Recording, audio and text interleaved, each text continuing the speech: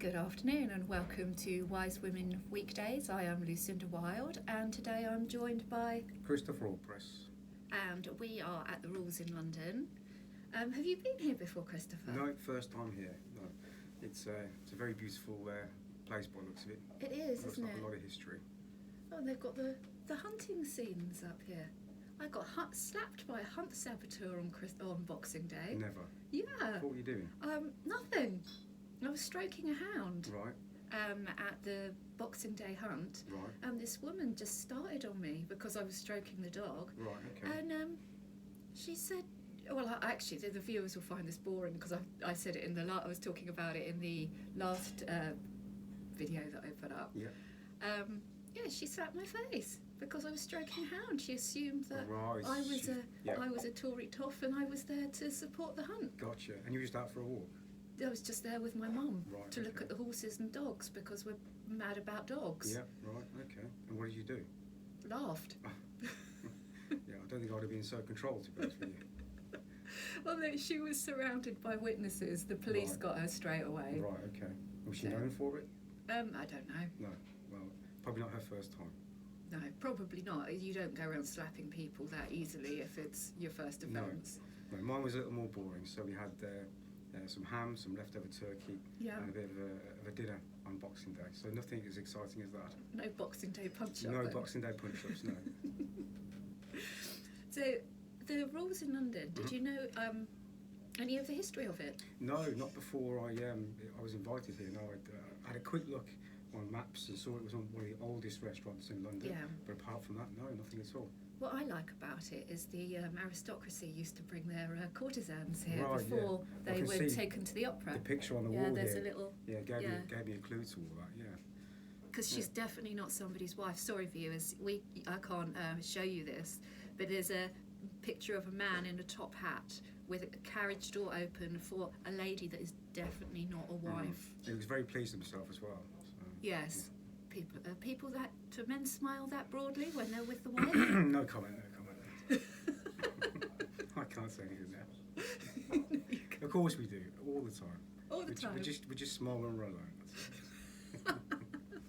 So what is it you do then, Christopher? It's gold? So, correct. Yeah, I'm legally. It's the term is contract commodities dealings. Yeah. So in plain English, I'm a gold and bullion merchant. So I buy and sell precious metals. Okay, so not just gold, platinum? No, platinum, palladium, primarily gold, silver is probably 90%, 95% of what we go through, but also platinum and palladium. So they're the four big metals. What we call them. Yeah. So the four big metals are platinum, palladium, gold and silver. Yes. But what about copper, brass, or are they not as valuable? Not as valuable pound for pound. They're common. They're all known as common metals, but the rarer earth metals are harder to extract. So they're called rare earth metals. So gold, silver, platinum, and palladium. These are the metals which are hard to extract, and therefore they're more valuable. So to save me any blushes, because I'm quite ignorant in this area, do you want to just tell me everything you think I should know, and perhaps our viewers should know, and then I'll ask you a few questions about what you're saying to me? Okay, sure. So, if you're looking to invest, I don't use the term invest. I try to avoid that because investments tend to be a little more into like stocks, shares, that kind of thing. When buying precious metals, it's really a hedge against long-term inflation. So the term investment I use, but it's more about the grade. So we sell investment grade precious metals. The actual value really is its long-term ability to hedge against inflation. So yes, it is an investment in one regard, but traditionally an investment will earn you money, whereas gold, more gold will hold your existing value long-term. So that's fundamentally what you should know when looking into precious metals. So gold, palladium and the other metals are not an investment as such. They're a way of holding the value of your money against inflation. Yeah. Gold is certainly that. Silver, platinum, palladium, they're more they're volatile. So therefore you could invest, I guess, you'd call that a little more of an investment because you could earn on a shorter time frame than gold. So why are platinum, palladium and silver volatile then? Well, they're used in the economy, so we use Okay. them more in manufacturing. So your mobile phone, Yes. anything with a computer chip, uses silver, to a certain extent platinum and palladium as well. Okay. But they're used in manufacturing, therefore they're a little more volatile because they're attached to the economy. Yes.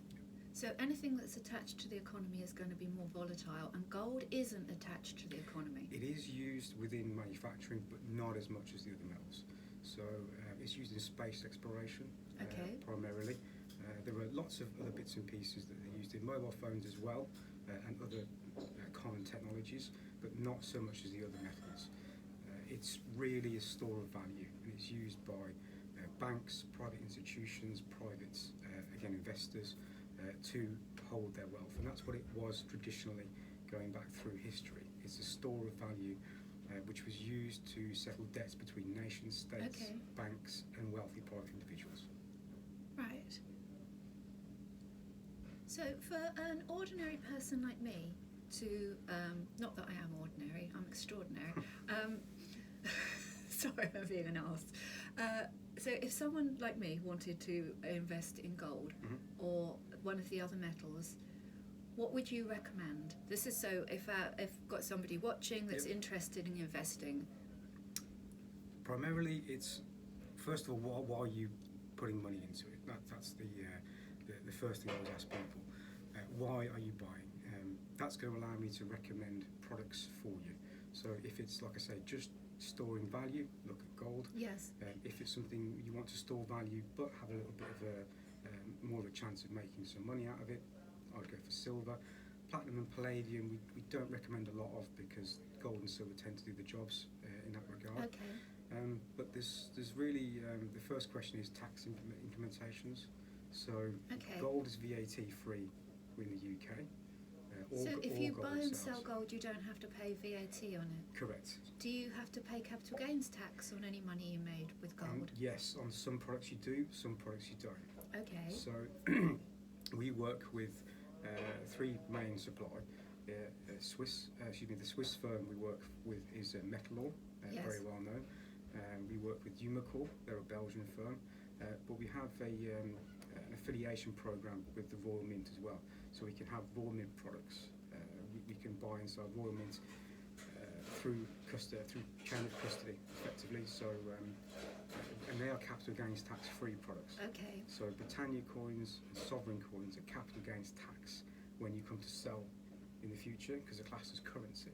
Right. Whereas the Swiss bars, the Belgian bars are classed as commodity. Okay. So the reason Royal Mint products are classed as currency is because they have an effigy of the sovereign, so King Charles in this case, or most of them have Queen Elizabeth, but going back through to the 1800s, all of the sovereigns are on the coins. So it's got a face value. So a Britannia coin, for example, is a £100 coin, Yes. classed as currency. All currency is capital gains tax free. So if you buy and sell dollars, Yes. it's capital tax exempt. Because Britannias and sovereigns are classed as currency, there's no capital gains tax to pay. However, you pay more on the front end. So there are higher premium products, whereas the Swiss bars, the Belgian bars, they're a lower premium product. So rather than buying a commodity, you would put your currency from your bank account into a different form of currency. Does that? Yeah, so it's actually a bit of a duality because gold is money, Right. whereas what we call money is actually currency. Yes. Because we print currency out of thin air or we produce it on a computer screen. Okay. So it's known as a fiat currency. Money satisfies three defined terms. It's a store of value. Primarily, this is the difference between currency and money. It's a store of value, it's a unit of exchange, and a unit of account. So currency satisfies two of those three, Yes. but it doesn't satisfy a long-term store of value, whereas gold satisfies the third, the most important aspect, which is long-term store of value. Okay. So currency, for example, if we've got £10 in our pocket, we could buy a bottle of spring water and some nuts. Yes. So that's unit of exchange. Mhm. Unit of value, you have £10 in your pocket, so you know you can buy some water and some nuts. But that currency in our pocket doesn't last long term. So in 100 years, through inflationary pressure, you wouldn't be able to buy, some nuts and some water, because of inflationary pressure it would be eroded. Right. Whereas gold satisfies, like I say, that long-term store of value. Okay. So if I was to buy £100 worth of gold, that £100 will stay £100? Well, I did some math before I did a previous. We did a show at the NEC, so I did a bit of math so I could have some digestible information. Yeah. So, if you bought £1,000 worth of gold in 2013, yes, and you pop that in your drawer, and you had £1,000 worth of currency, yes, and pop that into the drawer, yeah, as of 2023, you could have sold that £1,000 worth of gold, which you bought in 2013, for £1,700 to me. right, So okay, you would have effectively hedged 70% against the inflation.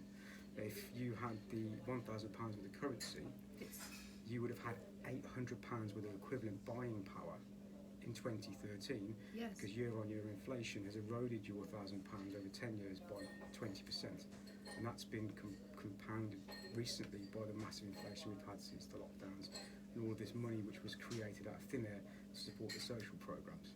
right, So instead of having £800 worth of buying power, because your currency would have devalued by 20%, yes, you'd have had £1,700 worth of buying power. yes, Effectively, you would have doubled your buying power by putting £1,000 worth of gold, by buying £1,000 worth of gold in 2013 versus just having money or currency sat in the bank. So by buying the coins with the sovereign's head on them as currency and putting them in a drawer, that means your currency increases in value. It means what you do is you're hedging against the decrease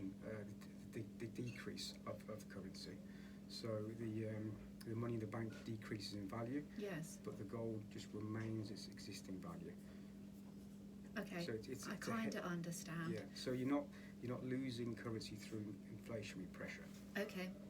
Yeah. Yeah. And you're just storing your value. So your currency is increasing rather than decreasing. Correct. Right. Yeah. Got it. Yeah. It took a while. Yeah. You have to bear with me because blonde's a state of mind, not a hair colour.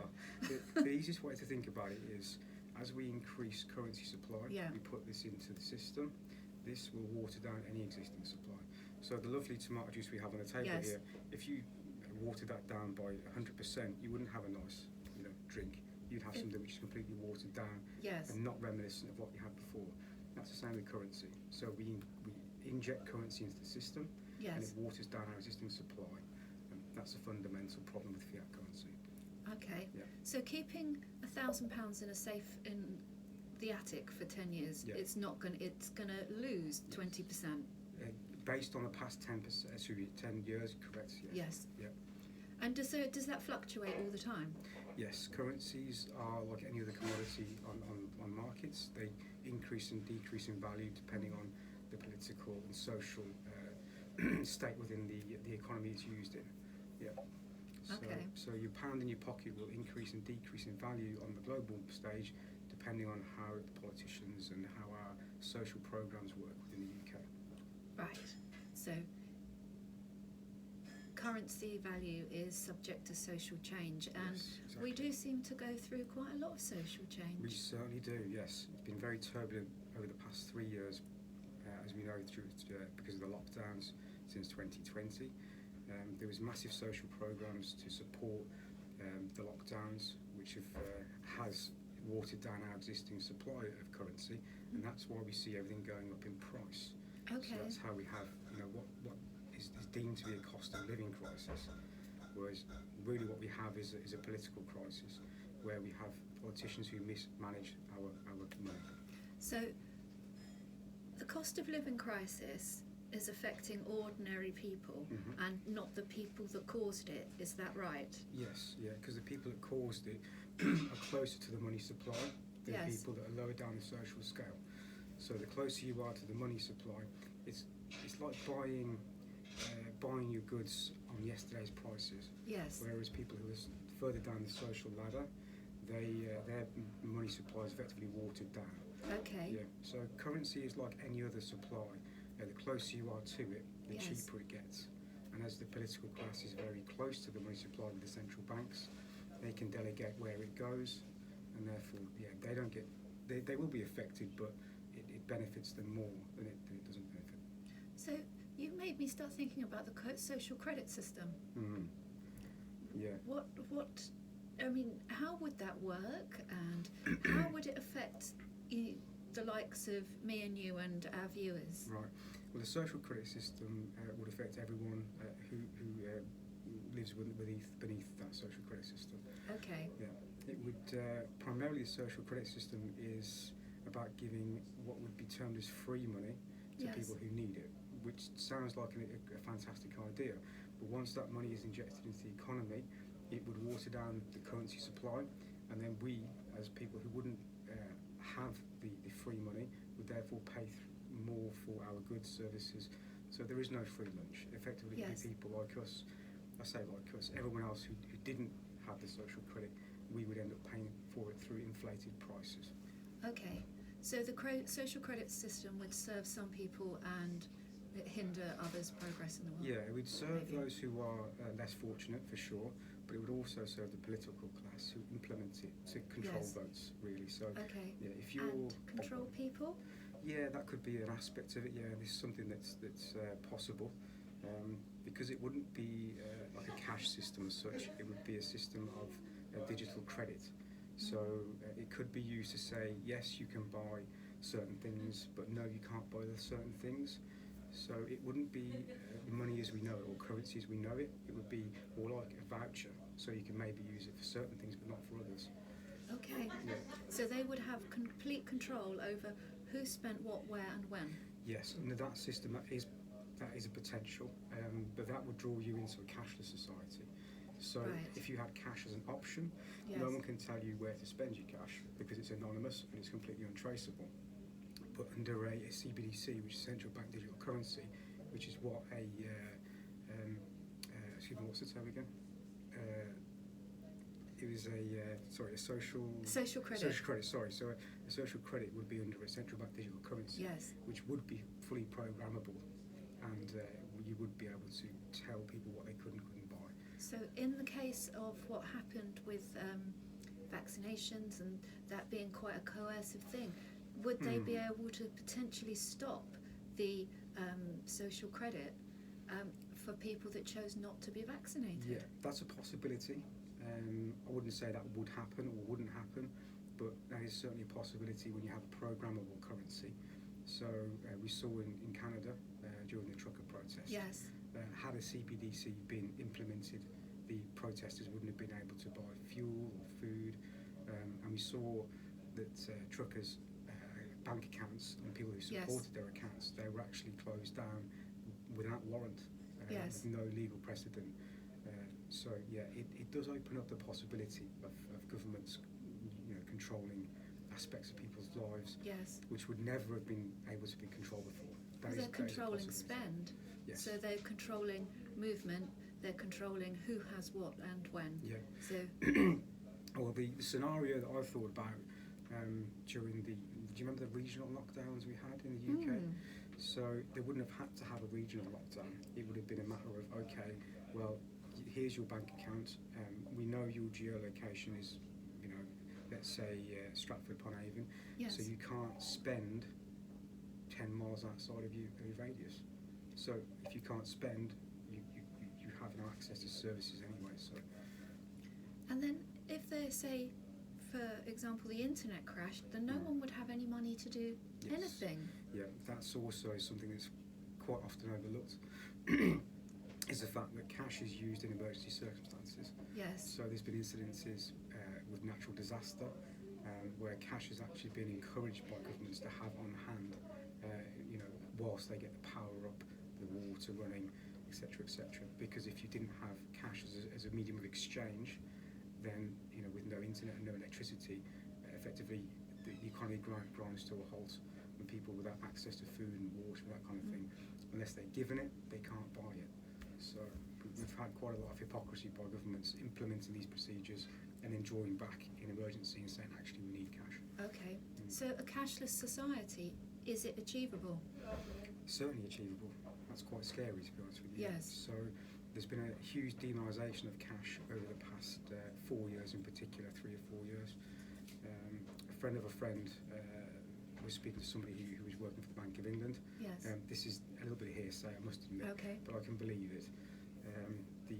The story goes that the cashless, the digitalisation of currency has been pushed through approximately 12 years. The progress that was made has been pushed forward 12 years in the past 3. So Okay. it sounds reasonable. I mean, we saw how cash was demonised, it was dirty, Yes. it could transmit disease. We saw a lot of businesses in my area that wouldn't accept cash at all, and then those businesses only accepted card, and then they reversed it. So businesses I used to go to and Yes. say, oh, okay, you don't take cash, that's fine, I'll go somewhere else. Pret a Manger, for example, Yes. around the corner from me in Stratford, they didn't take cash for about 12 months, Yes. and now they have re-implemented the cash because they realise that there's a certain portion of the population who want to. Yes. So businesses have tried to push this through and then reversed it. There's a shop in Brighton. Actually, it's all over the UK. Molton Brown. Yep. I went into the Brighton store. They refused to take cash, and Mhm. they lost a reasonably large sale. Yep. And I went back a few months later. They've reinstated cash Yep. because they had too many walkouts. Exactly. Yeah. And the problem with the big companies is they believe that they're not going to be affected by this. Yes. But if they see multiple sales walk away, then eventually the manager's going to go, well, I've got targets to hit. Why Yeah. are we not taking these people's currency? Because why should we not? And eventually most of the businesses that I saw have reinstated cash, which is fantastic. We need this for a safe society. Frankly. Yes. Yeah, because if the economy and everyone's well-being and livelihoods crashed because of an internet glitch, Yeah. then we'd all, or a natural disaster, Yeah. we would all be, I can't think of a better term, screwed. Yeah. Natural disasters, war, economic crashes, these are all things that are possible. So to have currency, cash on hand that you can use, farmers markets, Yes. friends and family, we need some kind of medium of exchange because that's the system we've been brought up in. We can't all barter, we can't all just say, okay, well, I'll give you an hour's worth of labour on the farm. But there has to be some kind of medium of exchange within a modern society, and cash is a very, very important part of that. So my friend and I, we had a bit of a disagreement about this. I said, if we go cashless, a black market economy will crop up. Yeah. Could that be funded by the gold currency that you were talking about? I think that would probably be a natural progression if Yeah. that ever happened.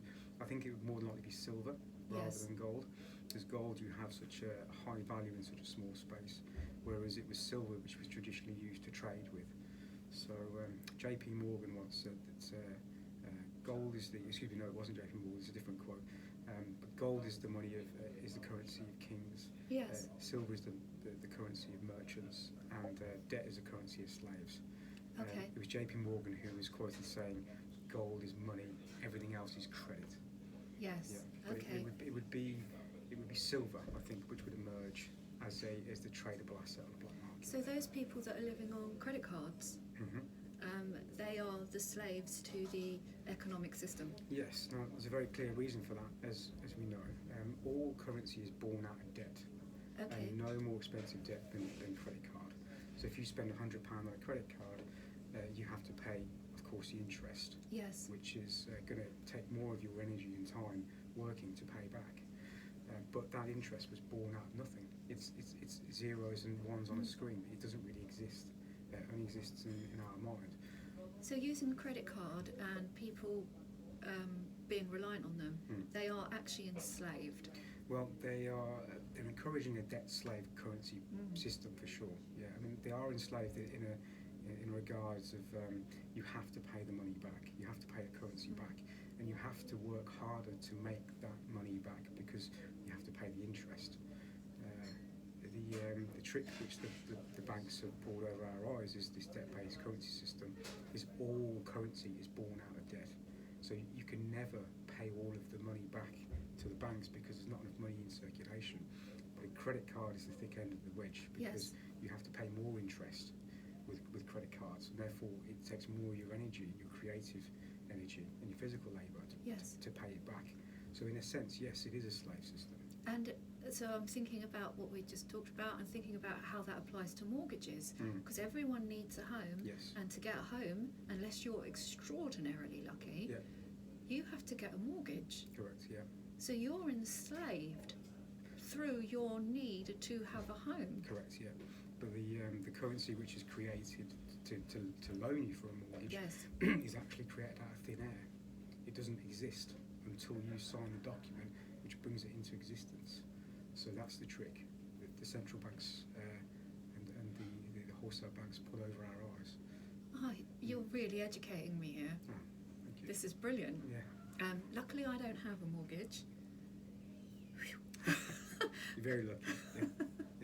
Yeah. That's good, because if you look at a statement, it's approximately, might be 20% that comes off principal, and it could be 80% which is paying back the loan, Yes. which didn't exist before you signed the paper. Wow. Yes. Yeah. So it's effectively it's a big con which has been pulled Yeah. over the eyes, and the wool's been pulled over our eyes because we're born into this. We aren't educated about finance. We're not educated about money and currency, because it's not in the interests of those who control the money supply to make us informed about how it works. Okay. And it's something that everyone should know about. Yes. I truly believe that there could be a serious, I'm not going to say revolution, that sounds a bit, like there's going to be some kind of violence behind it, but there'd be a revolution of mindset if people knew how currency was created, who controls it, as in the private institutions. They're not public institutions. These are private institutions who control our money supply, and they benefit to the tune of billions of pounds a year from it, and they're a parasitic class. So by having this conversation, and hopefully lots of people on YouTube will watch it, we are educating people and potentially starting revolutionary thinking. How does Well, that make you feel? I'm a little bit nervous, I guess, but no, Yeah. great things come through education. But education is only, you can only educate yourself. Yes. Anything else is indoctrination, in my Yes. opinion. Well, schools indoctrinate children. Yes, Universities indoctrinate minds. Absolutely, yeah, we see this day to day. And I've looked back at my education, my public education, and what did I learn? And the truth is, I learned how to sit still and be quiet for 8 hours a day, and that's the truth. Yeah. Apart from that, maybe reading, writing, arithmetic, the basics to become a good worker and good taxpayer. But apart from that, did I learn any of the things that made me, I'm not going to say successful, but none of the things I've learned to make myself self-important, I didn't learn in school. Right. So how did you learn? Through curiosity, Yeah. first of all. I turned off the TV about 15 years ago. Okay. So that's one thing. And when we don't watch television and the corporate media, Yes. we tend to be curious about how the world works around us. Because we're not stuck we're not hypnotised. Yes. So it's a process of, it's like deprogramming, Yeah. I think is the term. So first of all, don't be hypnotised by the corporate Yeah. press, the corporate So media. who would you say is the hypnotic corporate media? Good question. Would an independent news channel like GB News be part of that? Potentially, yeah. I mean, the truth is there has always been controlled opposition Yes. within all aspects of media. I'm sure there are certain things that GB News would never talk about through fear of immense backlash. Okay. But that's just a game that's played. I'm sure that GB News, I don't follow a lot of what they say. I see some of their clips on YouTube. Yes. I think they're probably on the right track in regards to, I'm sure there's a lot more truth in their reporting than there is on the other side, let's call it. Okay. But there's always been controlled opposition throughout history as well. So, Yes. there are layers of information. Yeah. And the truth is I don't know enough about GB News to really give Okay. an answer. No, neither do I. I was just using it as an example. But Yeah. I get the feeling that we only have the knowledge that they, whoever they are, allow us to have. Well, yeah, that's been, I think, a historical fact since we rewrote the Bible into English, plain Yes. English. Information has always been used as a layer to control masses. You can look at any institution with access to powerful information, like the church, for example. The church, the Bible was never written for for the poor people to read.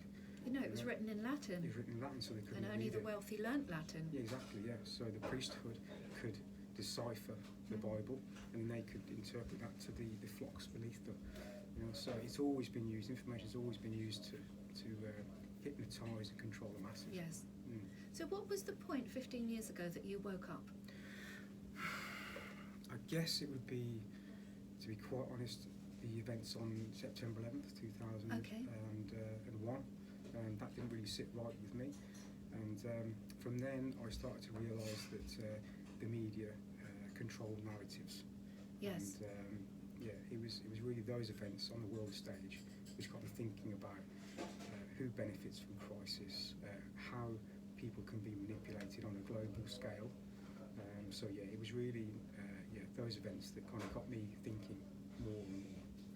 Yeah, because I remember what I was doing that day. Because it was a really bizarre day. I was actually moving house, Right. and I plugged the TV in because I thought, I better catch up, watch the lunchtime news while I have a coffee before I unpack some boxes. And it was the same on all channels. And I thought, this is bizarre, the TV must be broken. And then my kids got dropped home from school, and I asked my friend, and she said, yeah, this thing has actually happened. And something didn't feel right. But I can only really recognise that with hindsight. Exactly. Sorry. I think exactly the same, It wasn't like a light bulb went off on that day, but it was more of a minor spark. Yes. But there was nothing on that day that made me really think, wow, the world is completely different to what is portrayed. That's not the case at all. But it was in the years afterwards when I read the reports of the official reports against the unofficial reports, which were the architects, for example, there's about at least 1,000 maybe architects who got together, and it was the inability of the government to acknowledge and answer the questions that were proposed by them. So there was a number of things which came to light in the years after, and that's what kind of got me thinking, well, if that's possible, and I'm not saying I know what happened, but if it's possible that there was some kind of knowledge by the government that attack was going to happen, and they did nothing about it, because of the gains which were made afterward, the war on terror, that was hugely profitable, the war in Iraq, we had weapons of mass destruction, we had all of these things that came to light years later, but it was really that period of events which kind of shook me up inside. Because it was from that point that I started to feel a little bit uneasy. But at that point I was a young mum, completely uneducated, and it just thought, I didn't trust my own thinking. Well, I was 18 when that happened, and it probably wasn't until my mid-20s when it was YouTube actually, but it was completely uncensored. Before the censorship came in, which is apparent today. Yes. That was the media source which I went to, and I didn't take anything on face value. I never do, but I used it as a point of reference to make up my own mind. So it was very interesting what came to light in the 10 years preceding 9/11, and that was what really shook me up. And from then there was lots of rabbit holes I went down in. And about 10 years ago, maybe a little longer, 12 years ago, that's when I started to look into the financial system. Yes. Which was never explained to us at school, and that's how I kind of got into that, strangely. So your awakening to the political corruptness is what made you look into finances. Is that what made you become a bullion dealer? Yes, long story short, absolutely. It was understanding how the system works, the fiat currency system, the debt-based currency system, understanding how that worked got me more interested into gold as a store of value.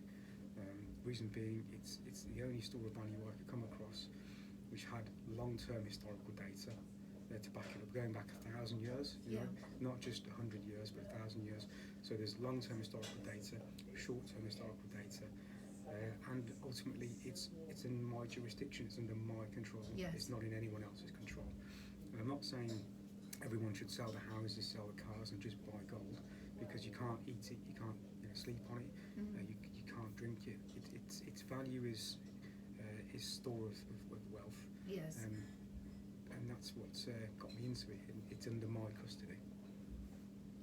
Okay, so the gold is under your custody. Yeah. So if I had gold in my house, that would be my gold under my custody. Exactly. Yeah. Whereas if I have a credit card, that is I am under the bank's custody, and so is my ability to spend. Exactly.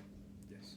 So with a credit card or fiat currency or even debit cards, when you have currency in the bank, if you look into the legality of it, it's not actually yours. Yes. You're a creditor. You've loaned that to the bank, and in the event they can't pay you back, well, that's your risk. You've taken that risk to earn the minute amount of interest which they give you back. So legally, it's not your money. It's not your currency. Whereas with gold, it's under your jurisdiction, or it's under the jurisdiction of someone very close to you who's holding it for you, like a secure vault, or maybe a friend or family member. That's not my business. But ultimately, you're very close to it, Yes. if not directly in charge of it. So what I'm gleaning from this conversation is that there's so many pros to owning, or is it owning gold? Yeah, I mean, you're an owner of gold, yeah. Yeah. So owning gold seems like it's more advantageous to the individual than having money in the bank. Correct. Are there any cons? Yes, of course. So ultimately, the truth is, it could drop to zero tomorrow. Right. That's the honest truth. For all I know, gold could drop to zero tomorrow, and that would be unprecedented. It would have never happened before within Western culture, certainly not within Eastern culture. Ultimately, it could drop to zero. Also, it's under your jurisdiction, which is great because you've got it close to you, but Yes. then you're responsible for it as well. So you're responsible for this valuable, precious, physical asset. So you have to make sure that it's secure and no one can take it from you. So Yes. currency in the bank, although it's getting eroded by inflation, is relatively safe Yes. because no one can get their hands on it. With precious metals, you have to trust somebody close to you, or you trust yourself not to lose it or have it stolen. So it's like any other physical asset, a jewellery box, for example, Yes. that kind of thing. You have responsibility over it yourself. Yes. So that's the big con, is losing it or having it stolen. Okay. So you'd need to have a very safe, secure area in your home, Yeah. like a safe that is Yeah. drilled to the wall, Yeah, that'd be a great not start. just in a shoebox No. under the mattress. No, that would be an awful idea. Yeah. So Note to self: yeah. do not steal all my valuables under the mattress. No. Not that I do. No one does that. Please don't. No, don't do that. So yeah, it would be a matter of security is the big aspect. So, if somebody is to buy gold and keep it in a suppository, is the gold safe in a suppository? It's as safe as the deposit box is itself. So generally Okay. speaking, yes. It's very rare to have these big heists you may have seen in the films, where people go in. It does happen, and it's happened here in London on more than one occasion. Yeah, they go through walls and all sorts. Yeah, through walls. There's been some huge robberies in the past of physical assets. You just have to make sure that the goods are insured Yes. with the deposit box. So that's something we can go into a little more detail if you wish to. Yeah, do that. Sure. Please. So if you were to store with myself, for example, Yeah.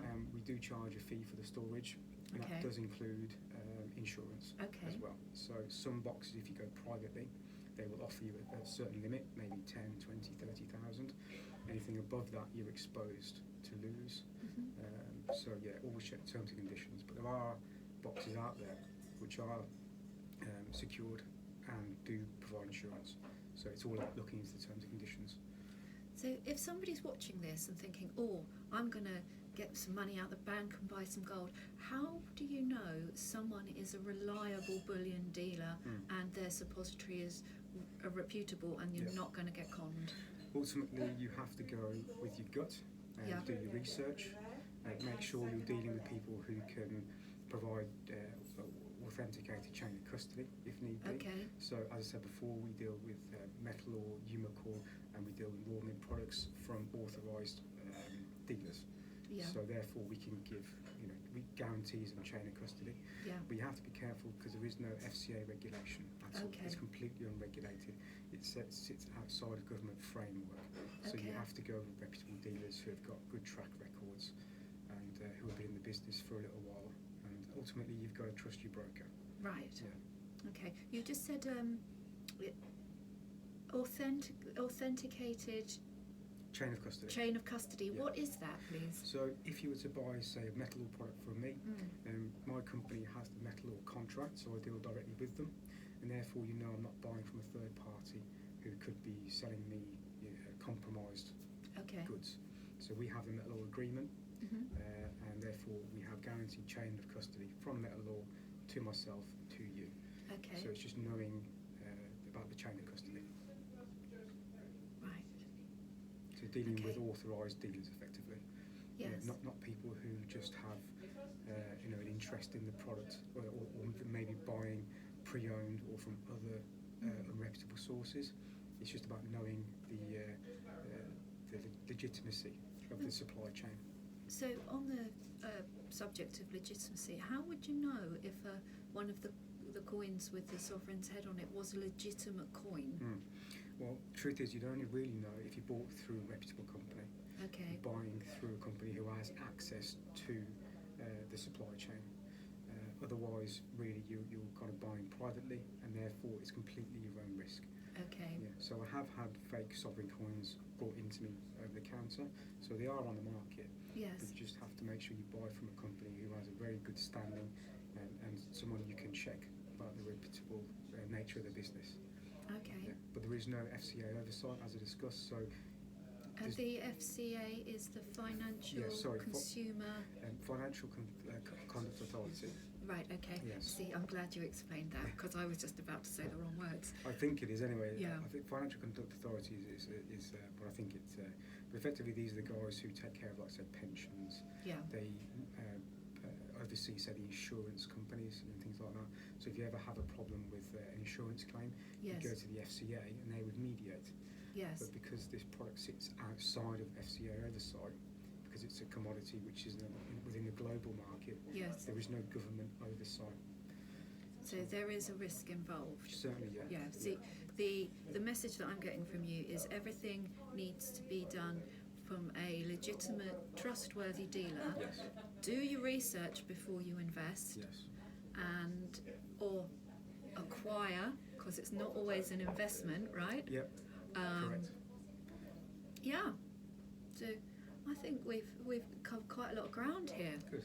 I mean, yeah. So is there anything that you would like to sort of finish on, or something that you feel that we should know?